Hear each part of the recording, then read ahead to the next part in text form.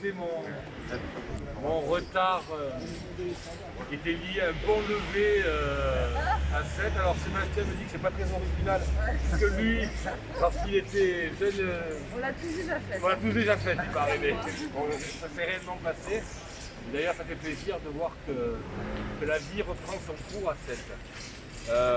L'objet de cette conférence de presse, elle est à la fois pour venir rappeler l'engagement de la région en général et l'engagement de la région en particulier sur le bassin de Thau, sur 7, où on a des relations presque, j'allais dire, charnelles avec cette ville. Donc je rappelle que le port, qui est emblématique, je dirais presque identitaire de cette ville, appartient à la région. Et quand on dit le port, c'est pas simplement le port, c'est ses quais. Et tu sais qu'il y a des quais dans cette ville et qui font, comme je le disais, partie de son charme. Et donc cette relation, elle est d'autant plus forte à souligner qu'on aurait pu penser que, disons les choses clairement, comme on n'a pas les mêmes options politiques que le maire en place, ça aurait pu être compliqué. Eh bien, nous avons fait fi de tout ça car nous considérons que la ville de Sète, au-delà de son charme, au-delà de son identité, je l'ai dit, est un des piliers, un des pans essentiels pour l'économie du Languedoc-Roussillon lorsque nous étions constitués comme tel, et de l'Occitanie aujourd'hui.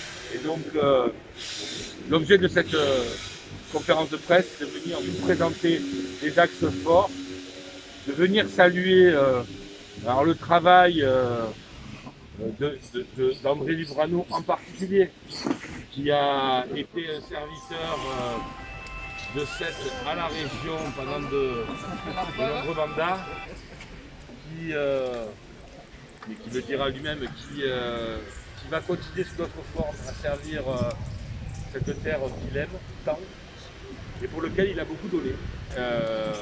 Et donc, peut-être moi, en propos un peu introductif, ce que je voulais dire, c'est que je veux nous ramener à 2015-2016. Surtout nous, les Héroltais, qui étions à l'époque capitale régionale du Languedoc-Roussillon, on était un peu craintifs de cette nouvelle région qui allait se créer, Occitanie, Pyrénées-Méditerranée.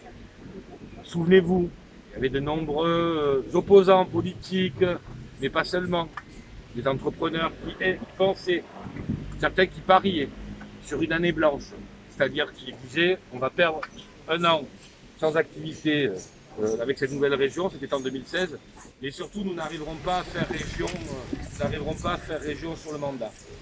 Et la preuve est faite que finalement, s'il y a un point essentiel qu'il faut retenir, je crois, de l'action de Carole Delga et de nous tous à ses côtés, c'est que nous avons réussi à faire région en un temps record. C'est-à-dire qu'en un temps record, nos administrations ont fusionné, en un temps record, le meilleur de nos politiques territoriales, quand je dis le meilleur, c'est-à-dire le meilleur de ce qui se faisait en Languedoc-Roussillon, mais aussi le meilleur de ce qui se faisait en Midi-Pyrénées, a pu s'appliquer à l'ensemble de la région. On pense aux manuels scolaires, on pense à l'ordi gratuit, on pense au TER à 1 euro, on pense aux équipements pour aux petits équipements pour les clubs sportifs, bref, toute une série, tout un pan de politique publique qui a profité à nos deux territoires et très rapidement. Et aujourd'hui, bien sûr qu'il y a toujours des nostalgiques du Languedoc-Roussillon, je ne vais pas éluder le problème, mais néanmoins, il y a une forme d'identité, il y a une forme de cohérence avec cette nouvelle région, et je crois, je peux dire moi comme président de groupe, que nombreux sont ici autour de moi à avoir œuvré à cet équilibre.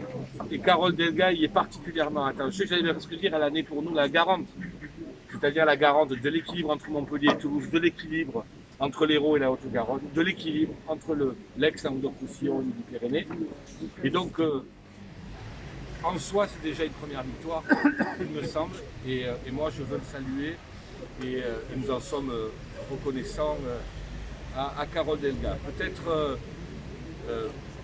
Peut-être laisser un peu la parole à André qui peut rentrer peut-être un peu plus dans le détail des quelques points saillants qu'il y a eu tu les connais mieux que moi, hein, mais je pense au Lido, je pense à la modernisation du port, je pense à toute une série de projets emblématiques qui marquent l'attachement de notre collectivité à Sète. Peut-être André, vas-y.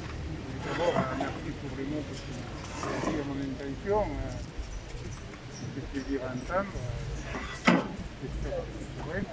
Dans tous les cas, je crois... Si je ne le pense pas, je ne le dis pas. Voilà, je le sais. Non, mais j'espère avoir rendu en effet le service attendu. Alors, tu disais que quand la fusion des régions s'est faite, il y a eu des interrogations, c'est vrai. J'ai eu l'occasion de le dire, la présidente a pu mettre en route cette grande région avec la fusion, et Sète n'a pas été perdant. Il en a fait beaucoup. Bien au contraire, il n'a jamais été abandonné, et on l'a bien vu, parce que non content de voir fusion, par exemple à la pêche, par exemple l'horticulture, il y a eu de nombreux problèmes. De graves problèmes, et la région a toujours répondu présente, que ce soit pour la conchiculture, avec les malades, avec les eaux vertes, avec la pêche, avec les problèmes européens, en travaillant sur le plan nouveau-zmec. Voilà, tout ça, nos professionnels, nos filières maritimes ont eu des réponses apportées à leurs problèmes avec des aides financières. On ne va pas rentrer dans les détails, mais qui ont été importantes, et en particulier quand le Covid derrière est arrivé, on n'a jamais laissé tomber les professionnels.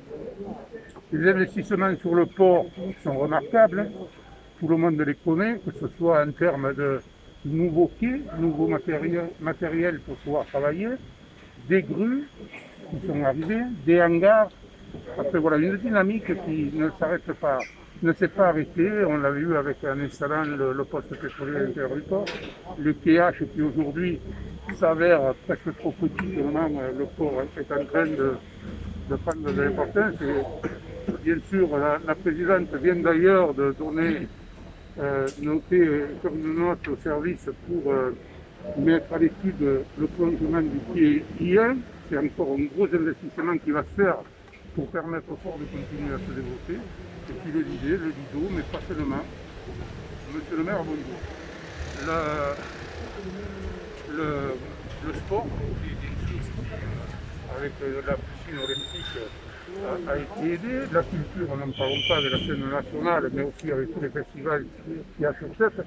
Je crois que, moi j'ai l'habitude de dire que Sète est la ville la plus gâtée du littoral. Pour ne pas dire de l'Occitanie, pour ne pas dire de l'Occitanie. Mais d'ailleurs, c'est simple. Le maire le dit souvent, il dit moi je suis content parce que ça ne me coûte pas un rond.